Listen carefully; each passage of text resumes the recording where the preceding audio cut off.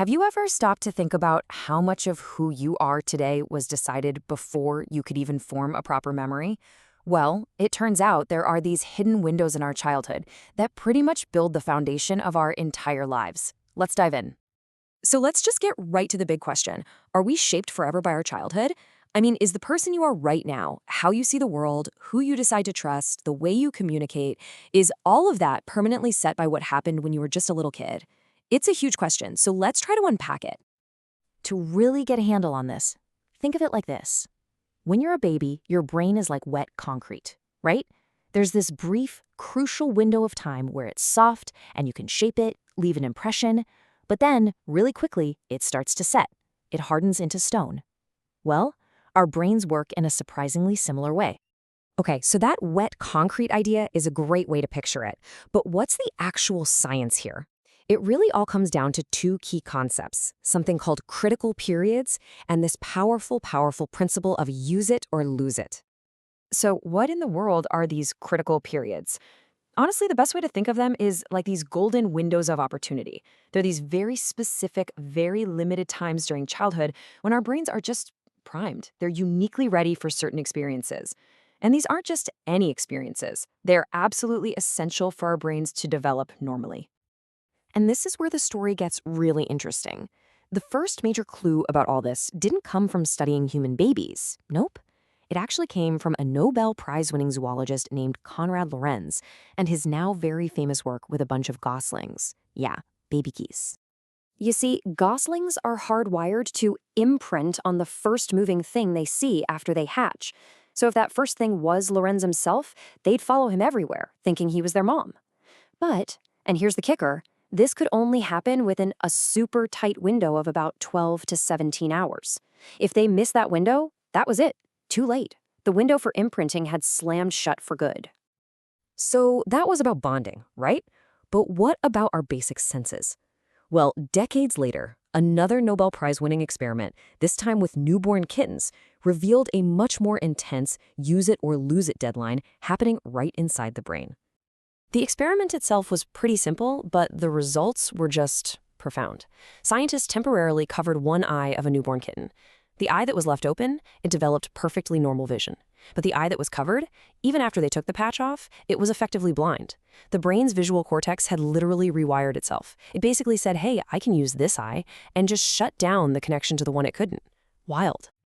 Okay, so goslings and kittens give us some pretty powerful clues. But what about us? How does this whole thing play out in humans? Well, let's explore the 5 golden windows that shape how we all develop. First up is one that might actually surprise you. It's sleep.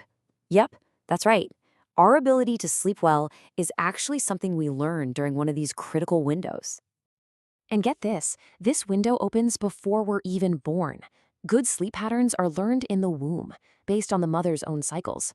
So if those cycles are consistently disrupted, it can actually set a child up for a whole lifetime of sleep issues. All right, window number 2. This one should sound familiar after that kitten experiment. It's vision. Our window for developing proper vision is incredibly time-sensitive. For example, if a baby is born with a cataract, doctors know they have to perform surgery before age 5. If they do, the child's sight can develop normally. But if they wait past that 5th birthday, the damage can become permanent. And this is more relevant now than ever. Too much close-up screen time in early childhood, yeah, that can lead to lifelong nearsightedness. So we've covered some of the physical stuff. Now let's shift gears to something deeply emotional. Window number 3 is all about our capacity to trust. And here's the key. In our first 2 years of life, our little brains are basically trying to answer one big question. Is the world a safe place? Consistent love and care teach us that the answer is yes, and we form a secure attachment. But if that's missing, it can create a deep-seated foundation of mistrust that can last a lifetime.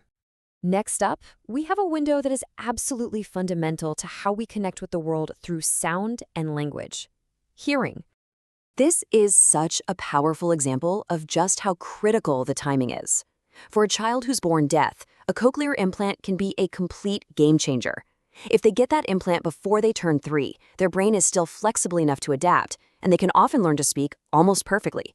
But if you wait until after age 7, that window has already started to close, and learning to speak clearly can become a lifelong struggle. And that brings us to our final and maybe the most famous of all the golden windows, language. The sheer power of this developmental window is often understood through the absolutely tragic case of a girl known as Jeannie Wiley.